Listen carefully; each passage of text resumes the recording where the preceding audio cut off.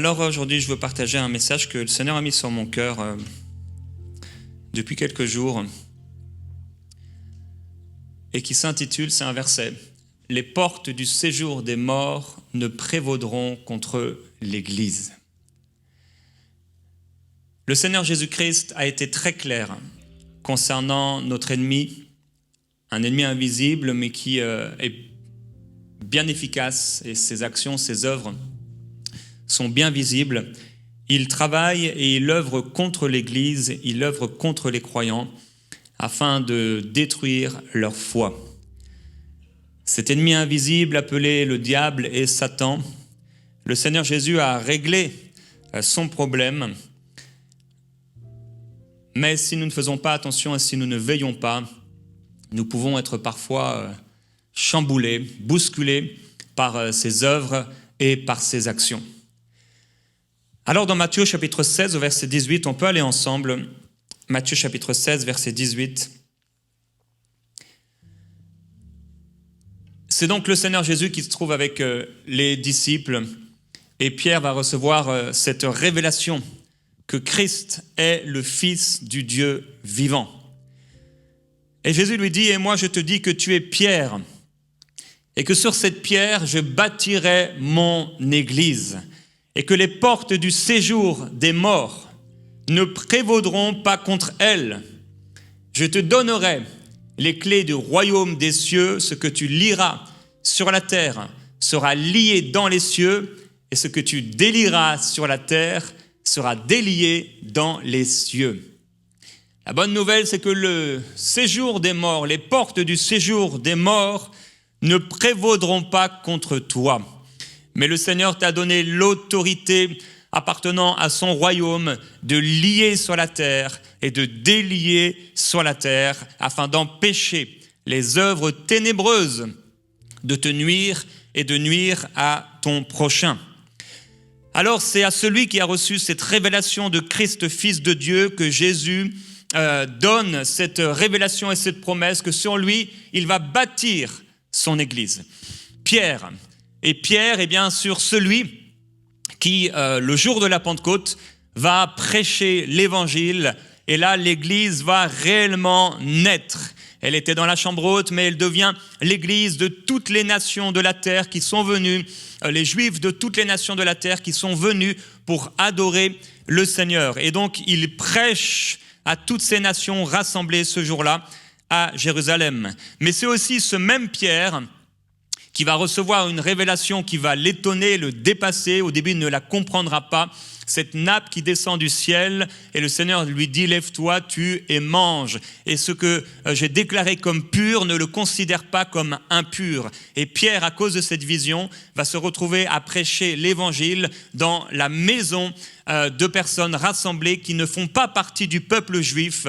Et l'évangile va pouvoir commencer à être annoncé non seulement aux Juifs, à qui il avait déjà prêché à la Pentecôte, mais à ceux qui ne faisaient pas partie du peuple de Dieu. C'était une promesse dans l'Ancien Testament qui se retrouvait partout que l'évangile, la bonne nouvelle, serait annoncée et que Dieu aurait un peuple parmi tous les peuples de la terre. Et la bonne nouvelle, c'est que Dieu s'est manifesté à nous alors que nous ne sommes pas Israël, nous ne sommes pas juifs, mais le Seigneur s'est manifesté là dans nos péchés, dans notre vie, quelle que soit notre nationalité. Le Seigneur est venu à notre rencontre pour nous sauver. Et il nous a installés, il nous a fait entrer dans son royaume de gloire. Nous sommes passés des ténèbres à la lumière. Alors il dit, tu es Pierre et sur cette pierre, je bâtirai mon Église. Mon Église. C'est donc un combat, il y a comme un combat, une bataille spirituelle entre l'Église, les portes de l'Église et le séjour des morts. Les portes du séjour des morts. Qu'est-ce que l'Église ? Alors déjà, l'Église, c'est cette entité pour laquelle Christ est mort. Christ est mort pour bâtir l'Église. Christ est devenu la tête, le chef de l'Église. Alors, toute l'Église doit se soumettre au Seigneur Jésus-Christ, celui qui a donné sa vie pour elle. L'Église est le corps du Seigneur sur la terre. Nous sommes donc appelés à manifester la volonté du Seigneur Jésus-Christ à travers nos vies sur la terre, et que la volonté du Seigneur dans les cieux puisse se manifester à travers l'Église sur la terre. Dieu passe par l'Église pour accomplir ses plans sur la terre. L'Église a été bâtie donc sur Pierre, sur le ministère des apôtres, des prophètes et sur les prédications de Pierre. C'est l'institution créée par Dieu sur la terre pour agir sur la terre. Et cette Église sur la terre est composée de beaucoup d'églises qu'on appelle des églises locales.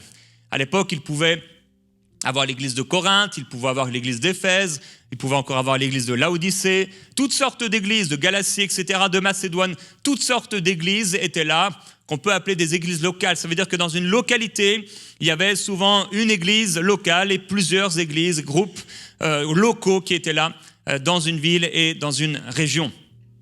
L'église, c'est donc une assemblée. Il n'y a pas d'église avec une personne toute seule.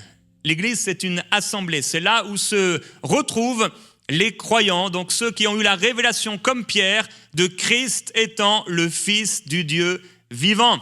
À partir du moment où quelqu'un reçoit la révélation que Jésus-Christ est le Fils du Dieu vivant, cette personne va se réunir à l'église. L'Esprit de Dieu en elle va la pousser cette personne à rencontrer d'autres frères et sœurs et s'unir avec eux dans un même esprit, dans une vision, dans une église locale. Alors les membres de cette assemblée locale, de cette église locale, ici par exemple Plénitude, doivent absolument se soumettre à Christ et à la volonté du Seigneur. Maintenant, ces églises sont bien coordonnées. Dans Éphésiens au chapitre 4, nous voyons que Dieu a établi sur l'Église des autorités qu'on appelle des dons ou des dons ministères. Les 5 ministères ont été donnés à l'Église. Jésus est la tête, Jésus est le chef, et Jésus du ciel, à sa résurrection, après sa mort, il a fait des dons aux hommes, il a fait des dons à l'Église, et c'est ce qu'on appelle les 5 ministères. Donc l'apôtre, le prophète, l'enseignant, le pasteur, l'évangéliste sont des dons que Dieu a donnés à l'Église. Et ces dons sont là pour équiper les membres de l'Église, des églises, et pour prendre soin de leur âme. Les membres de l'Église doivent donc obéir et se soumettre à ces dons que Dieu a donnés, et avant tout se soumettre au Seigneur Jésus-Christ qui a fait ces dons. Ils se soumettent donc au Seigneur et au conducteur spirituel, comme il est écrit dans Hébreux au chapitre 13. Voilà un peu l'Église qui doit briller, l'Église qui doit rayonner, l'Église qui devient une famille. C'est pour cela que vous entendez régulièrement ici le terme de famille spirituelle, parce que c'est le désir de Dieu que nous puissions être une famille.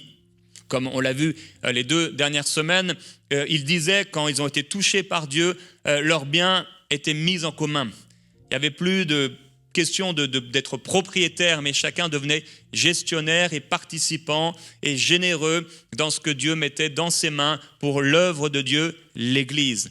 Frères et sœurs, nous sommes l'Église et nous sommes censés nous aimer et marcher dans l'amour, et c'est en marchant dans l'amour que tout le corps, bien coordonné dans les parties qui conviennent à chacun, peut croître. Et c'est là que nous croissons, c'est là que nous grandissons spirituellement dans l'amour et en reconnaissant la partie, la fonction, la position que Dieu nous a donnée, afin de pouvoir être épanouis dans le plan de Dieu, être dans la bergerie du Seigneur, et que Dieu puisse prendre soin de notre âme.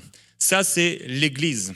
Les portes du séjour des morts ne prévaudront contre l'Église. Donc il y a l'Église d'un côté, et il y a de l'autre côté ce qu'on appelle le séjour des morts. Alors, le séjour des morts, Jésus a les clés du séjour des morts. Le séjour des morts, c'est le lieu de repère pour tous les démons.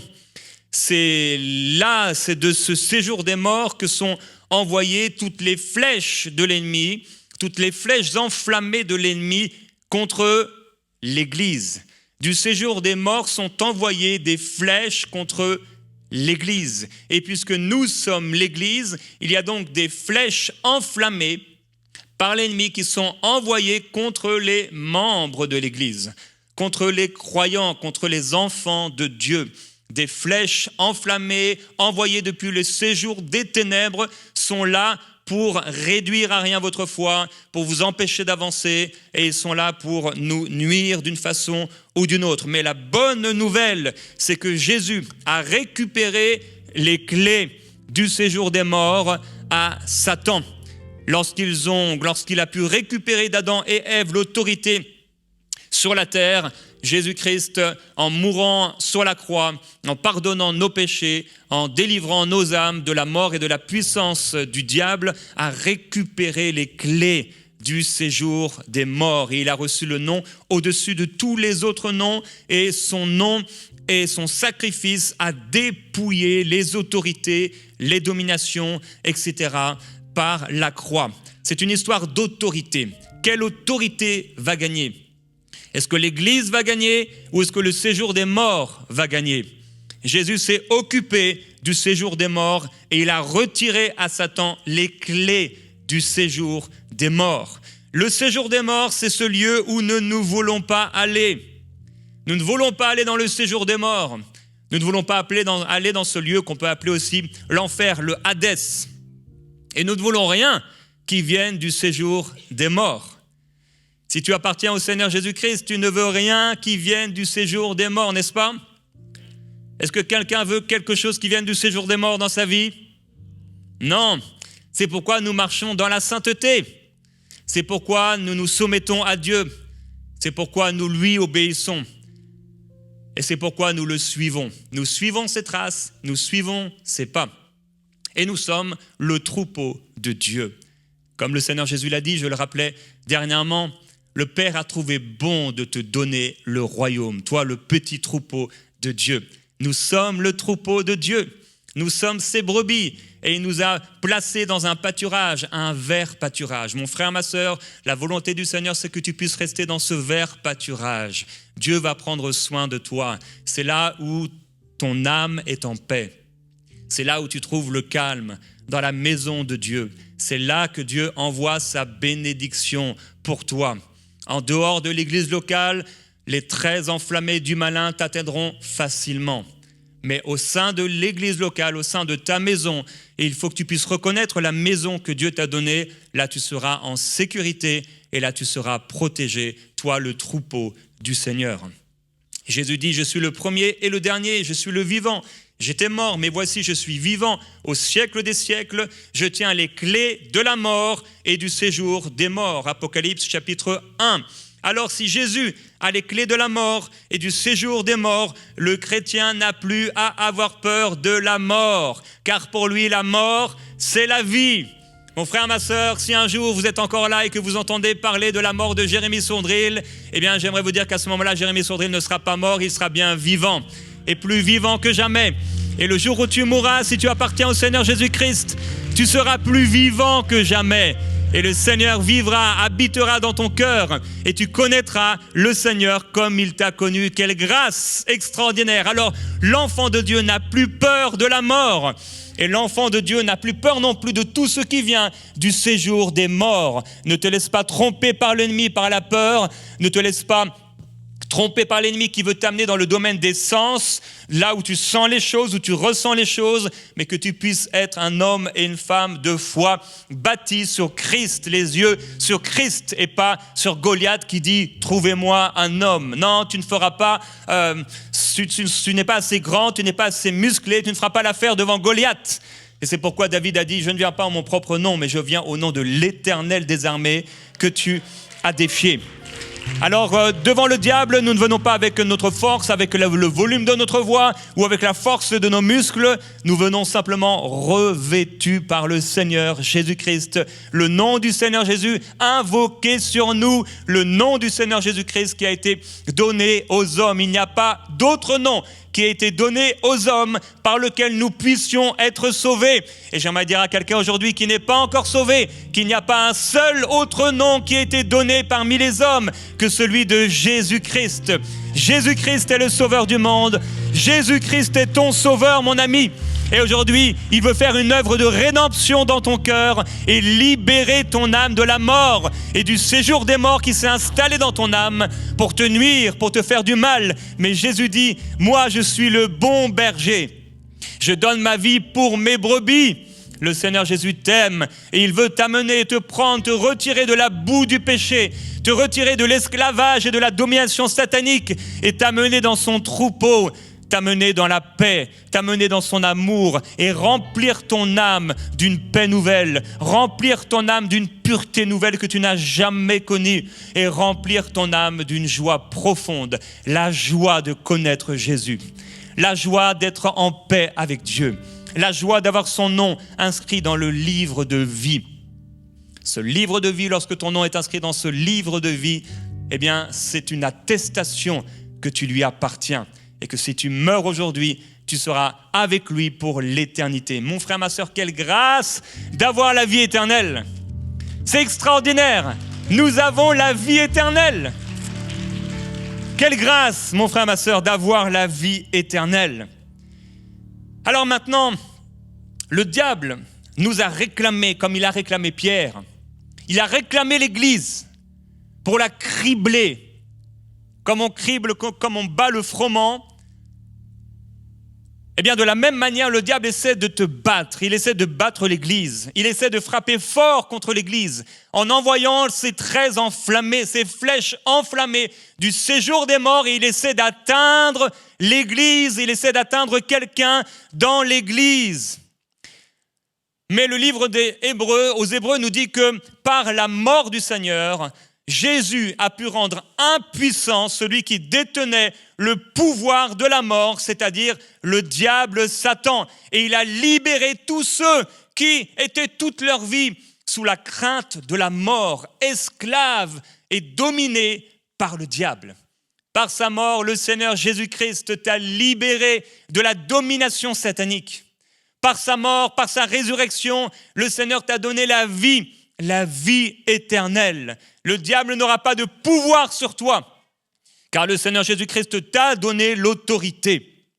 Alors il y a l'Église et il y a aussi les portes du séjour des morts. J'aimerais rappeler qu'aucune porte ne peut résister à celui qui est Dieu et qui est assis sur le trône de gloire. Déjà dans l'Ancien Testament, quand quelqu'un était revêtu de l'Esprit de Dieu, aucune porte ne pouvait lui résister. Il y a un jour un homme qu'on appelle Samson et il va se retrouver dans une ville qui s'appelle Gaza. Ce nom veut dire lieu fort. Samson était dans ce lieu fort et il va être encerclé pendant la nuit.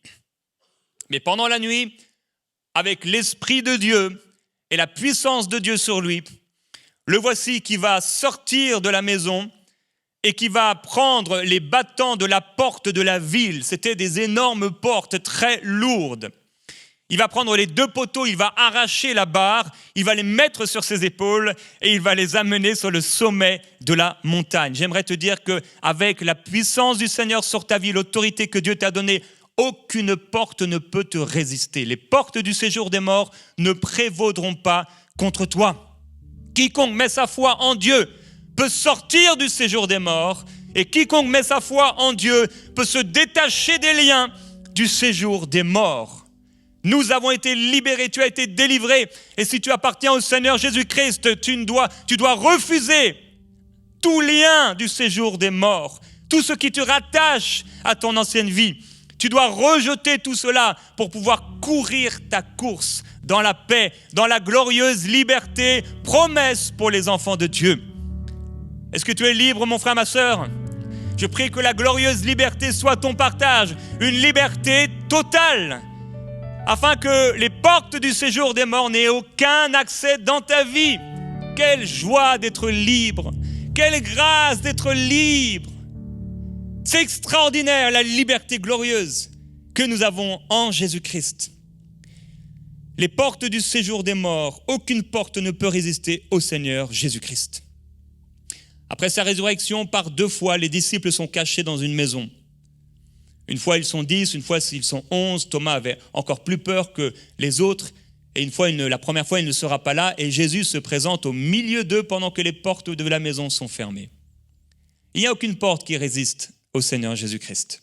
Aucune. Plus tard, dans les Actes des Apôtres, on va jeter les apôtres en prison parce qu'ils annonçaient l'évangile du Seigneur. Mais un ange envoyé par le Seigneur va venir et il va simplement ouvrir les portes de la prison. Et il va leur dire, annoncez les paroles de la vie, tenez-vous dans le temple. Un ange va ouvrir toutes les portes de la prison. Encore un moment, on pourrait parler de Pierre, alors que l'Église était en train de prier. Eh bien, un ange va venir et va ouvrir toutes les portes et la mener jusqu'à l'extérieur. Paul et Silas, eux aussi, vont se retrouver enfermés dans une prison. Et il va avoir, pendant qu'ils sont en train de chanter les louanges du Seigneur, un grand tremblement de terre envoyé non pas du séjour des morts, mais envoyé du ciel, du royaume de Dieu. Le royaume de Dieu, Dieu va envoyer un grand tremblement de terre et les fondements même de la prison vont être ébranlés, toutes les portes vont s'ouvrir et les liens de tous les prisonniers vont se détacher. Il y a ici une image pour nous tous ceux qui sont emprisonnés par l'ennemi, lorsque Jésus-Christ entre dans la vie de quelqu'un et il vient faire trembler les fondements de la vie de cette personne. Et il vient amener un grand tremblement de terre dans l'esprit de cette personne. Et si cette personne accepte de se tourner vers Jésus-Christ, cette personne est libérée. Dieu peut guérir et Dieu peut libérer des gens, c'est une chose. Maintenant, une fois que les prisonniers ont eu leurs liens détachés, eh bien, qu'est-ce qu'ils allaient faire?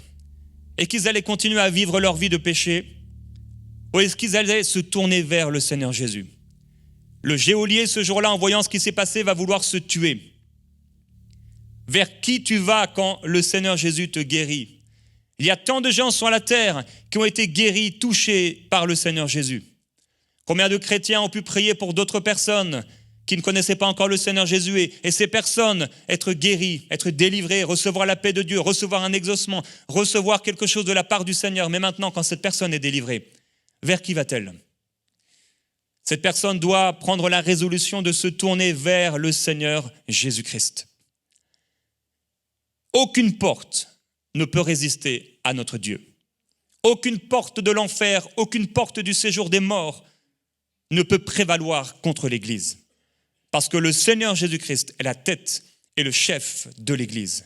À la résurrection de Christ, Jésus a dépouillé l'autorité de l'enfer. Il a dépouillé ses dominations et ses autorités qui accablaient les gens et qui rendaient esclaves les gens. La mort spirituelle était sur toute l'humanité. Mais le Père, Dieu a tant aimé le monde qu'il a envoyé Jésus-Christ pour dépouiller cette autorité qui reposait sur les gens.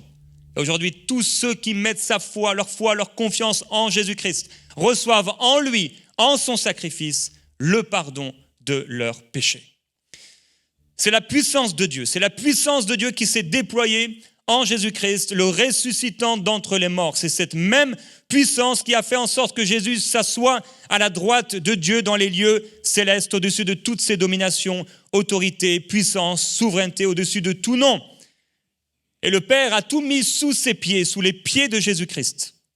Et il a donné Jésus-Christ comme chef suprême de l'Église. Il y a d'autres chefs, mais Jésus est le chef suprême de l'Église. Et l'Église est son corps, la plénitude de celui qui remplit tout en tous. Nous sommes la plénitude de Dieu. Nous sommes la plénitude de Christ. L'Église est la plénitude du Seigneur. Cette puissance est disponible pour les enfants de Dieu. Non, les portes du séjour des morts ne prévaudront pas contre l'Église. Alors il faut une Église forte. Il nous faut une Église forte. Je vais relire ce passage d'Éphésiens 4. C'est lui qui a donné les uns comme apôtres, les autres comme prophètes, les autres comme évangélistes, les autres comme bergers et enseignants.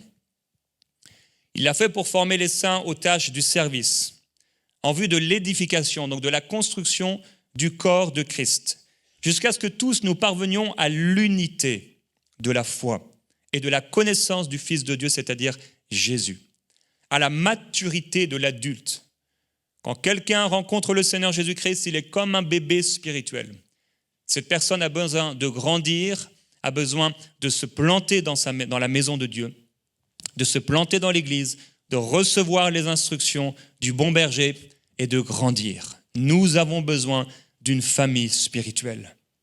Et c'est là, dans cette église plantée par le Seigneur, que nous pouvons produire du fruit, grandir et parvenir à la maturité.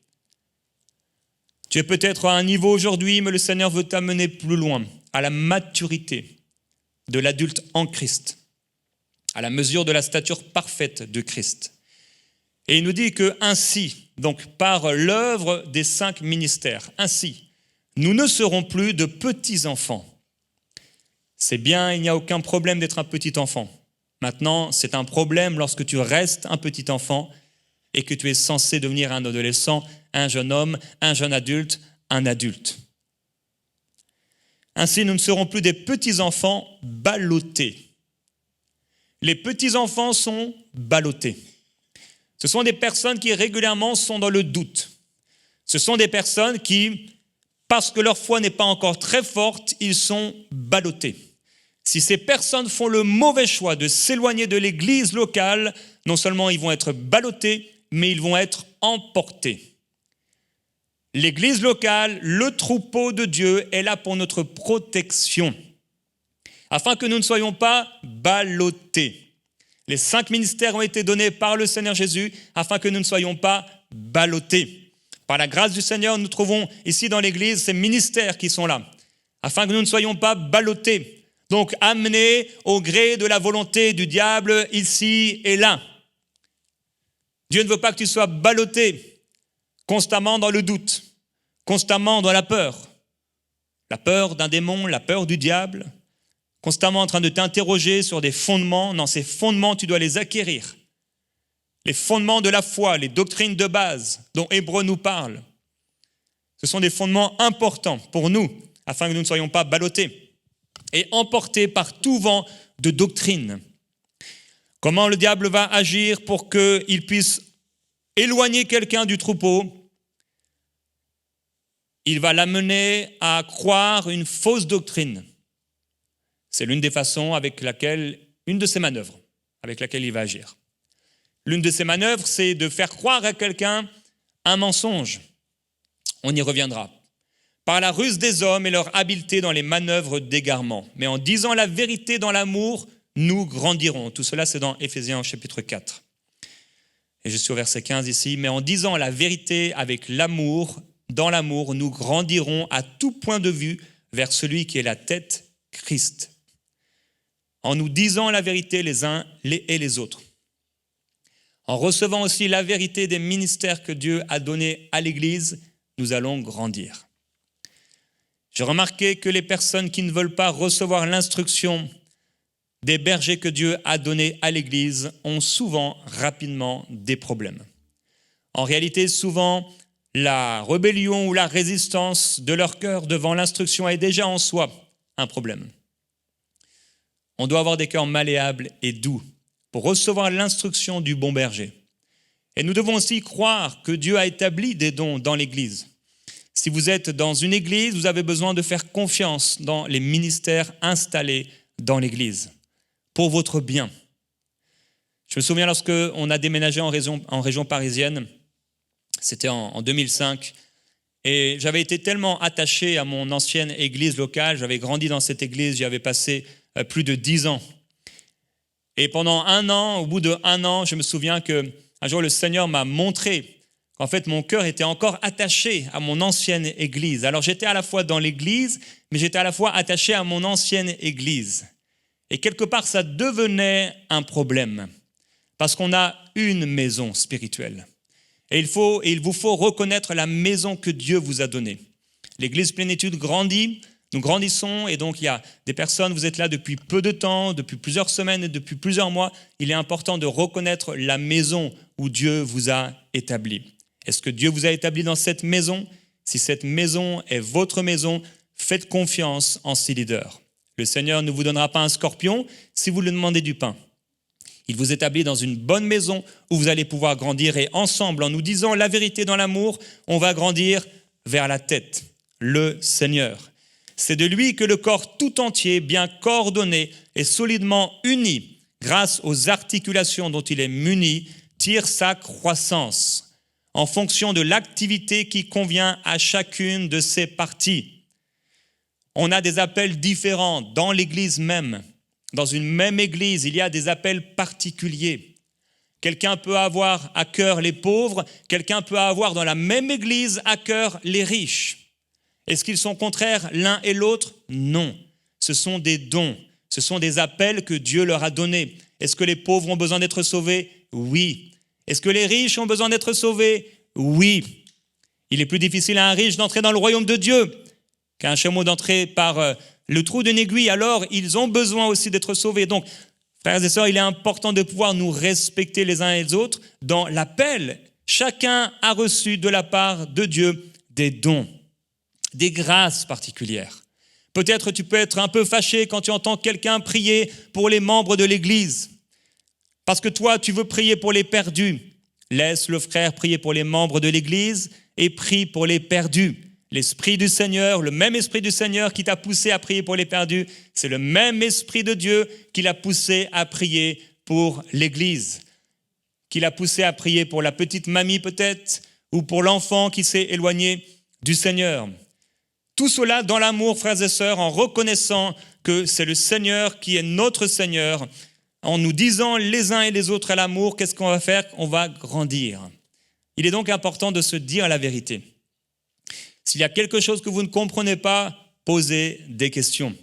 S'il y a quelque chose qu'un frère que tu ne comprends pas, eh bien, tu peux aller le voir et lui poser la question. On est une famille et on va devoir grandir les uns et les autres comme cela, en nous disant la vérité avec amour.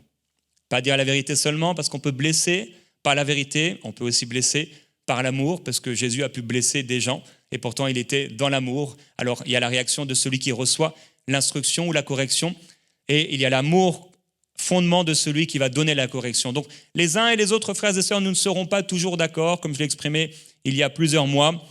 Ce qui est important, c'est de marcher dans l'amour et de grandir. Notre but, c'est Christ. Mais notre but étant Christ, nous ne pouvons pas marcher de manière isolée. Il nous faut marcher ensemble. Au point où nous sommes parvenus, avançons ensemble vers le Seigneur, vers la tête, en fonction de l'activité qui convient à chacune de ces parties. Et s'édifie lui-même dans l'amour. L'amour est le fondement du royaume de Dieu. L'amour est le fondement de l'Église. C'est par l'amour que nous pouvons nous dire la vérité. Jésus l'a dit, si tu sais que ton frère, ou même toi, a un problème avec toi, va voir ton frère. Si tu sais que ton frère, ou si tu apportes ton offrande et que tu as un problème avec un frère, va voir ton frère. La recette est si simple. Pourquoi nous l'avons si compliquée? Souvent, lorsque nous avons un problème avec un frère, on va parler du frère. On parle du frère, on parle du frère, on parle du frère, de ce qu'il nous a fait. Le frère a fait ceci, le frère a fait cela. On va voir sœur Untel et on lui raconte tout ce qu'on a vécu. Puis ensuite, on va voir l'autre sœur Untel. Et si on a le privilège d'être dans un club Tupperware, une réunion Tupperware, eh bien, tu vas parler à toutes ces personnes qui sont là de ce que le frère t'a fait. Mais ce n'est pas le process que le Seigneur Jésus nous a donné. Si un frère t'a blessé, si un frère t'a fait du mal, si tu ne comprends pas ce qu'a fait un frère ou une sœur, va le voir. Au lieu de parler de la sœur ou du frère, va le voir. Au lieu de parler de nous, venez nous voir. Parlez-nous, au lieu de parler de nous. Il y a une grande liberté dans l'Église. Il y a un jour quelque chose que vous ne comprenez pas dans l'Église, venez nous voir. Vous avez remarqué, après chaque réunion, nous nous tenons ici. Nous ne fuyons pas en courant loin de vous. Nous sommes là. Si vous avez une question, posez-nous la question. Il y a quelque chose que vous ne comprenez pas, eh bien, posez-nous la question. Ça va beaucoup mieux aller comme ça, plutôt que chacun essaie de comprendre, d'interpréter. On n'a pas besoin d'interprétation, on est là. On peut se poser les questions les uns et les autres. Il nous faut une église forte. Une église qui soit forte. Jésus dit à Pierre, j'ai prié pour toi, afin que ta foi ne défaille pas. L'ennemi invisible veut nous isoler, nous éloigner du troupeau. Mais nous sommes son troupeau. Et nous sommes ses brebis. Et les 5 ministères ont été donnés pour fortifier la foi des croyants, des brebis. Alors, le Seigneur Jésus dit, je te donnerai les clés du royaume des cieux. Ces clés sont puissantes. Nous avons reçu l'autorité. Jésus a donné aux disciples l'autorité. Nous avons reçu l'autorité contre les œuvres des ténèbres. Tu as reçu l'autorité. J'ai reçu l'autorité. Élie, par l'autorité reçue de la part de Dieu, a pu fermer le ciel et ouvrir le ciel. Tu as reçu l'autorité en tant qu'Église de lier et de délier sur la terre et dans les cieux. C'est l'autorité que tu as reçue de la part de ton Seigneur. Alors nous avons la responsabilité de protéger l'Église, puisque les portes du séjour des morts ne prévaudront pas contre l'Église. Une de tes responsabilités, c'est de protéger l'Église.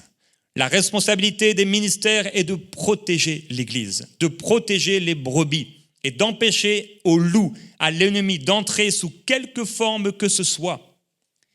Jésus dit dans Jean chapitre 10, « Je suis la porte des brebis. » Comment entrer dans l'Église? Ce n'est pas en prenant cette porte ici. On entre dans l'Église en entrant par Jésus. Je suis la porte des brebis. On pourrait réciter 10 000 prières par je ne sais quel ministère et ne pas faire partie de l'Église, puisque la seule porte, c'est Jésus. Tu peux venir à un pasteur, à un prêtre ou à je ne sais qui. La seule porte, c'est Jésus. Il est possible que ces personnes te dirigent vers Jésus, alors là, c'est bien.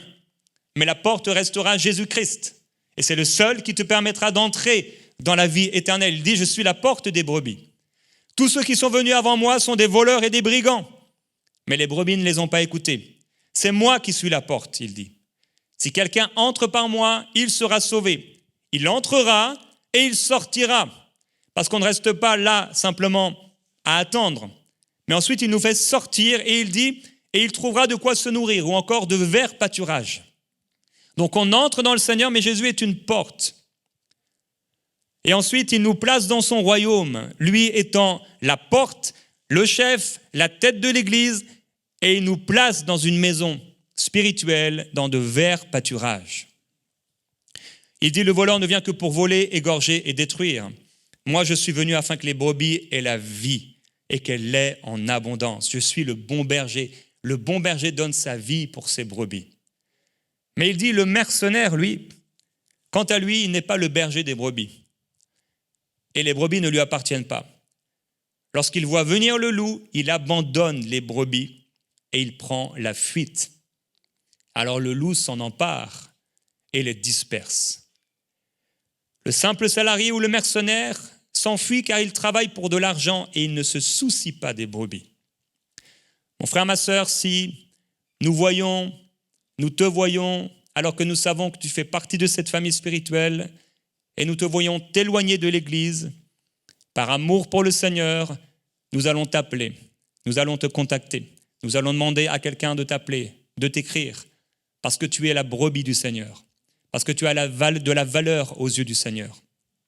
Et il est important que le diable ne t'isole pas, ne t'éloigne pas, selon qu'il est écrit, n'abandonnez pas votre assemblée, n'abandonnez pas vos assemblées, comme c'est la coutume de quelques-uns. Mais alors que le jour arrive, mes frères et mes sœurs, restons unis ensemble dans l'amour. Dans l'amour. Comment le diable s'y prend pour essayer de reprendre l'autorité? Comment le diable s'y prend pour tenter de diviser? Il va chercher une porte d'accès. Puisqu'il est question de porte, il y a l'Église, et la porte de l'Église, c'est Jésus. Il y a le séjour des morts et il y a les portes du séjour des morts, avec le diable à sa tête. Le but du diable va être d'amener une personne à entrer par elle-même dans le séjour des morts. Le diable va tenter d'isoler les brebis, et parfois c'est un travail de longue haleine sur des mois et sur des années. Comment le fait-il? Jésus dit, lorsqu'un homme fort et bien armé garde sa maison, ce qu'il possède est en sécurité. Mais si quelqu'un de plus fort que lui vient, le survient et le maîtrise, alors il lui enlève toutes ses armes dans lesquelles cette personne se confiait. Jésus dit, celui qui n'est pas avec moi est contre moi. Et celui qui ne rassemble pas avec moi disperse. Alors, le diable va venir dans l'homme fort et bien armé que tu es, et il va essayer de te maîtriser et d'enlever toutes tes armes, ta foi en Dieu, ta confiance en Dieu, ton amour pour les autres, ta foi dans les doctrines de la parole de Dieu. Il va essayer d'enlever tes armes, ta justice, la justice de Dieu, l'amour du Seigneur pour toi, la conviction que Dieu t'aime, pour te nuire, pour t'isoler, car il rôde comme un lion rugissant et il cherche qui il va dévorer. Il cherche un point d'accès. Il cherche une porte. Il va chercher chez quelqu'un une fragilité émotionnelle ou spirituelle. Comment le fait-il? Jésus dit, le prince du monde vient, il n'a rien en moi. Le diable n'a trouvé aucun accès dans la vie du Seigneur Jésus-Christ. Alors il a dû trouver un accès chez l'un de ses disciples pour essayer d'atteindre Jésus. Mais on n'a pas pris la vie de Jésus, il l'a donné. Dès que Judas a reçu le pain trempé et qu'il l'a pris, Satan est entré en lui. Il y a eu une porte d'accès dans la vie de Judas. Et Judas est parti, ce soir-là, il est écrit, il faisait nuit pour aller à la rencontre des pharisiens. Il faisait nuit. Nous ne sommes pas des gens de la nuit, mais nous sommes des gens du jour. Il y a des endroits où on ne doit pas te retrouver. Il y a des choses que tu ne devrais pas faire, parce que tu n'es pas quelqu'un de la nuit, mais tu es quelqu'un du jour. Et il devrait y avoir une grande différence entre ceux qui marchent avec Dieu et ceux qui ne marchent pas avec Dieu. Nous ne sommes pas de la nuit. Il y a 3 accès que le diable trouve chez une brebis.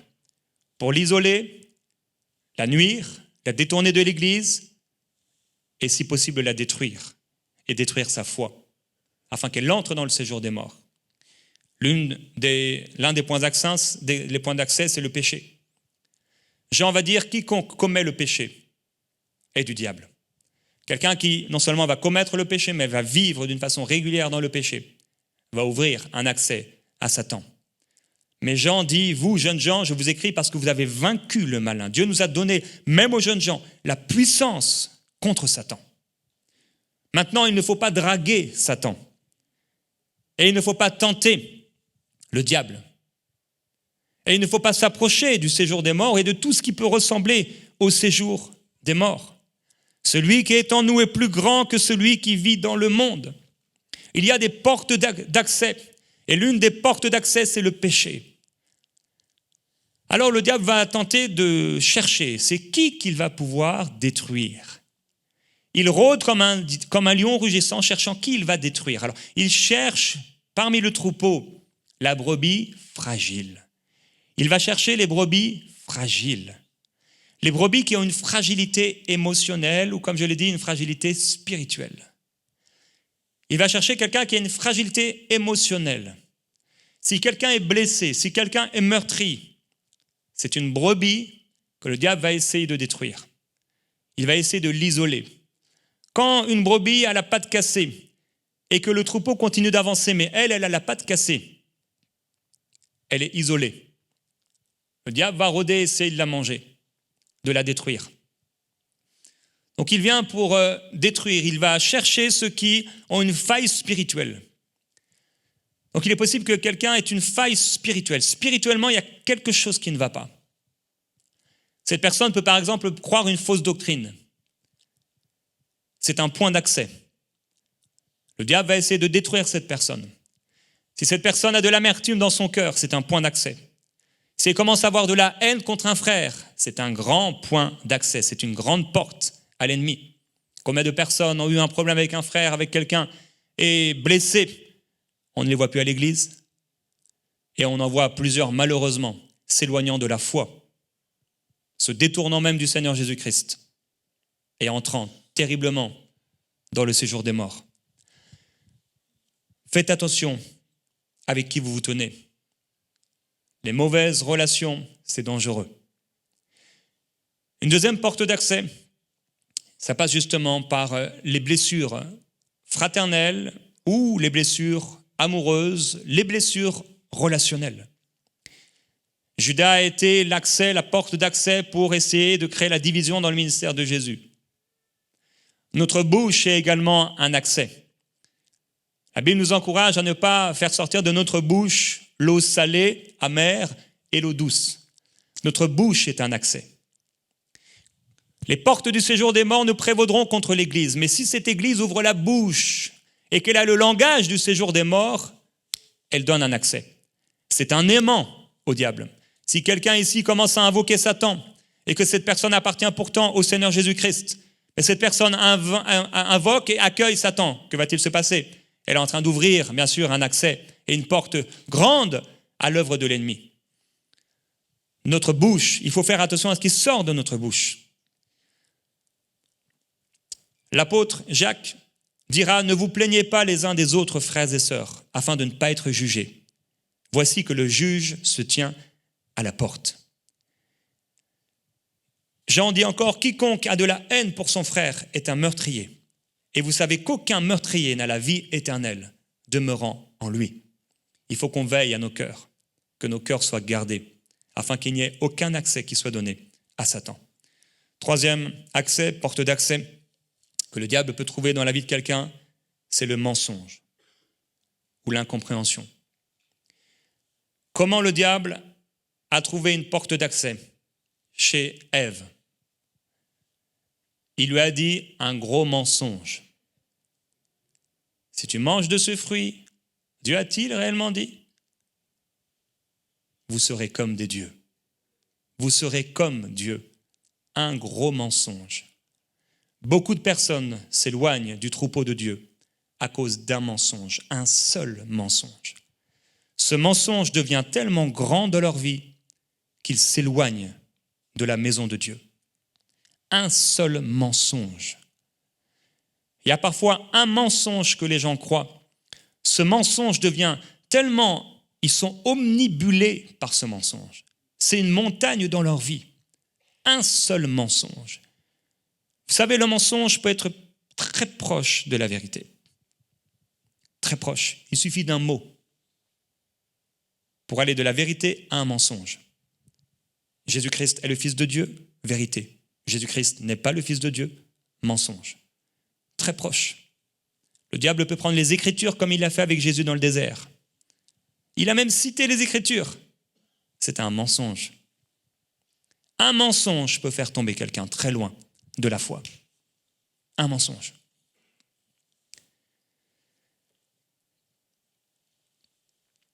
Dans l'Église, il peut arriver des situations difficiles, des relations fraternelles qui sont difficiles, c'est normal. Nous sommes sur la terre. Il y aura ici et là des incompréhensions. Il y aura ici et là des jalousies, comme il y a eu chez les disciples. Quand une personne a de l'incompréhension, quand une personne commence à croire un mensonge, quand une personne commence à émettre des doutes sur les intentions réelles du Seigneur Jésus-Christ, du chef de l'Église, ou des dons ministères qu'il a placés dans l'Église, ou même d'un frère ou d'une sœur dans l'Église, cette personne a commencé à ouvrir une porte.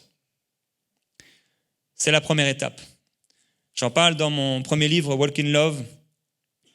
La deuxième étape, c'est que cette personne, la voilà fragilisée. Il y a eu quelque chose qui s'est mal passé, il y a eu une incompréhension, il y a eu un mensonge qu'elle a cru. La personne est fragilisée. Dans son âme, il y a une petite fragilité. Que va-t-il se passer? Le diable va essayer d'amener dans la vie de cette personne une occasion de chute. Donc il va avoir des personnes envoyées par le diable qui vont essayer de faire chuter cette personne.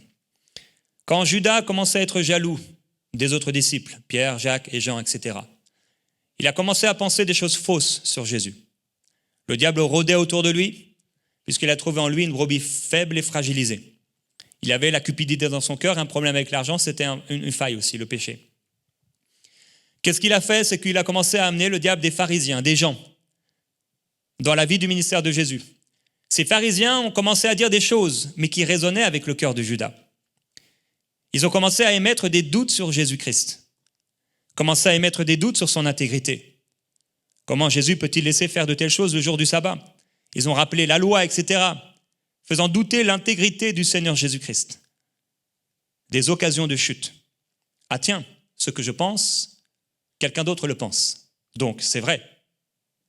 Troisième étape, c'est le déclic. Quand la personne est fragilisée, qu'elle a trouvé des occasions de chute, des personnes qui pensent comme elle, il va avoir un déclic. Pour Judas, le déclic a été cette femme qui a offert ce parfum de grand prix. C'était fou. Je vous rappelle que le parfum qu'elle a offert équivalait à un salaire d'un ouvrier moyen pendant 1 année. Énormément d'argent. Il y aurait beaucoup à parler sur ça. Pour Judas, ça a été le déclic. C'était la 3e étape. Son cœur a été touché. C'est plus maintenant son âme, où son âme était dans l'incompréhension, etc. Mais maintenant, son cœur est touché. Il y a eu un déclic. C'est la chose de trop. La voilà maintenant qui s'éloigne du Seigneur et qui va trahir moralement le Seigneur Jésus. Ah, il faut le dénoncer, il faut le livrer. Retrouvons-nous ensemble et parlons contre lui. Et il va aller voir les pharisiens et la 5e étape, c'est l'hypocrisie. Il est dans la maison, mais il n'est plus de la maison. Judas s'est fait laver les pieds par le Seigneur Jésus, mais il n'était plus de la famille. C'est la 5e étape. La dernière étape, c'est le coup d'État. Voilà Judas qu'il avait toujours rêvé, toujours voulu. Le voilà cette fois-ci à la tête d'une grande troupe. Il n'a pas réussi à l'être dans le ministère du Seigneur Jésus-Christ, mais il a réussi à l'être un jour en tout cas, avec une troupe armée contre son leader, le Seigneur Jésus-Christ. Pierre va dire, de même, vous qui êtes jeunes, soyez soumis aux anciens. Et tous, dans vos rapports mutuels, revêtez-vous d'humilité, car Dieu résiste aux orgueilleux, mais il fait grâce aux humbles. Quelqu'un qui est humble ne comprendra pas toujours ce qui se passe. Nous ne comprenons pas toujours ce qui se passe. Je ne comprends pas toujours ce qui se passe. Mais je dois refuser l'orgueil spirituel. Je dois refuser de m'attaquer à mes frères. Je dois refuser à m'attaquer à ceux qui ne pensent pas la même chose que moi. Je dois refuser de m'attaquer à mes autorités spirituelles. Parce que les portes du séjour ne prévaudront contre l'Église. Je dois protéger l'Église. En tant que membre de l'Église, tu dois protéger ton Église. Tu dois bénir ton Église. Tu dois prier pour ton Église. Pourquoi? Parce que Dieu bénit cette Église. À aucune des églises de l'Apocalypse, le Seigneur n'a dit de fermer ses portes. Mais il a corrigé chacune de ces églises. Le Seigneur corrige son Église, mais il ne dit pas de fermer l'Église. Mon frère, ma sœur, protège l'Église. Fais du bien à ton Église. Bénis ton Église. Tu n'es pas un passager dans l'Église. Tu fais partie du troupeau de Dieu. Et Dieu veut ton bien, et Dieu veut dans ton Église que tu trouves de verts pâturages. Dieu veut prendre soin de toi, mais il nous faudra absolument tous l'humilité. Il dit, humiliez-vous donc sous la puissante main de Dieu. Quand on ne comprend pas quelque chose, on va vers le Seigneur. Et le Seigneur nous élève au temps convenable. Soyez sobres, réveillez, votre adversaire, le diable, rôde comme un lion rugissant, cherchant qui il dévorera. Voyez-vous, dans ce passage étonnant, il y a un rapport direct entre la soumission aux anciens et l'humilité et le diable qui rôde. La rébellion est l'une des meilleures portes et l'un des meilleurs accès pour que le diable entre dans la vie de quelqu'un. Que nos cœurs soient toujours gardés de la haine, de l'amertume, de la rébellion, de la colère, du péché, du mensonge, afin que nos cœurs puissent toujours être avec le Seigneur, dirigés vers le Seigneur. Et j'aimerais qu'on termine cette réunion, j'ai eu cette image pendant la louange ce matin, qu'on puisse ensemble se prendre la main. Tu peux prendre la main, on peut se lever si vous voulez. Prends la main de ton frère, prends la main de ta sœur. S'il n'y a pas de frères et de sœurs à côté de toi, c'est que tu t'es un peu trop isolé. Il faut qu'on se colle les uns les autres.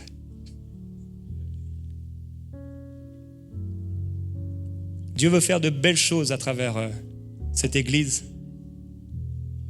Dieu veut nous unir dans un même esprit. Et il faut qu'on veille à l'unité de l'esprit. Parce que Dieu va faire des belles choses. Il va faire des belles choses dans la vie des brebis, donc dans notre vie individuelle. Mais il va faire aussi de belles choses à travers le corps. à travers l'Église. Dieu va sauver, Dieu va libérer, Dieu va faire du bien, Dieu va guérir, Dieu va délivrer. Et ça ne pourra pas et jamais se passer sans amour et sans unité. Il faut qu'on garde cette unité, frères et sœurs. Il faut qu'on garde cette unité. Il y a plusieurs églises dans le monde. Elles font partie du royaume de Dieu. Mais là où le Seigneur nous a plantés, gardons l'unité de la foi. Marchons ensemble dans l'amour. J'aimerais qu'on puisse ensemble faire cette prière. On peut répéter cette prière ensemble et aussi prier avec vos mots si vous le souhaitez. Et ensemble, on se présente devant le Seigneur. Seigneur Jésus-Christ, nous voici devant toi aujourd'hui, comme un seul homme, unis en ton esprit. Nous voulons voir ta maison grandir et nous bénissons notre Église, qui est ton Église. Merci d'être le chef de l'Église. Merci de nous prendre par la main. Merci de nous accompagner, de nous diriger dans ces verts pâturages. Seigneur Jésus, merci d'avoir donné ta vie pour l'Église. Merci de tant aimer l'Église. Merci de nous avoir donné l'autorité contre le diable. Nous déclarons ensemble que les portes du séjour des morts ne prévaudront contre l'Église. Je prendrai soin de mes frères. Je prendrai soin de mes sœurs. Je bénirai les brebis à mes côtés, car je suis aussi ta brebis, Seigneur. Je serai celui qui bénit et qui fait du bien. Je choisis de marcher dans l'amour et dans l'unité tous les jours de ma vie. Seigneur, nous t'aimons. Amen. Amen. Seigneur, je veux te remercier pour cette maison. Tout ce que tu vas faire encore. Tout ce que tu vas faire encore dans l'Église. Tous les projets, tous les plans que tu as pour cette Église, Seigneur. Glorifie ton nom. Et que cette Église soit forte, bâtie, fondée dans l'amour et dans la vérité, dans l'humilité, dans le pardon. Glorifie ton nom. Fais-nous croître les uns et les autres, alors que nous te suivons. Qu'il y ait de plus en plus de modèles au milieu de nous. Nous voulons devenir les modèles du troupeau. Nous soumettons les uns aux autres et marchant dans l'amour. Nous voulons nous revêtir de l'amour, Seigneur. Père, je bénis cette maison, je bénis cette Église. Je bénis chaque croyant dans cette Église. Père, bénis chaque croyant. Je prie, Père, pour chaque personne ici. Que leur foi soit fortifiée. Que l'amour grandisse dans leur cœur. Que leur cœur soit consolé. Que les blessures, les souffrances, les trahisons qui ont eu lieu, le rejet qu'ils ont vécu, qu'ils en soient guéris. Seigneur, nous prions et je prie pour de plus en plus de guérison au milieu de nous. La guérison des cœurs brisés, des cœurs blessés. La délivrance et la libération des âmes. Seigneur, nous bénissons ce troupeau et nous refusons qu'un loup vienne voler, détruire, diviser. Seigneur Jésus, tu es le gardien des brebis et nous sommes le gardien de nos frères. Seigneur Jésus, merci. Nous garderons nos bouches, nous garderons nos cœurs et nous avancerons ensemble dans l'amour. Nous te remercions, Seigneur.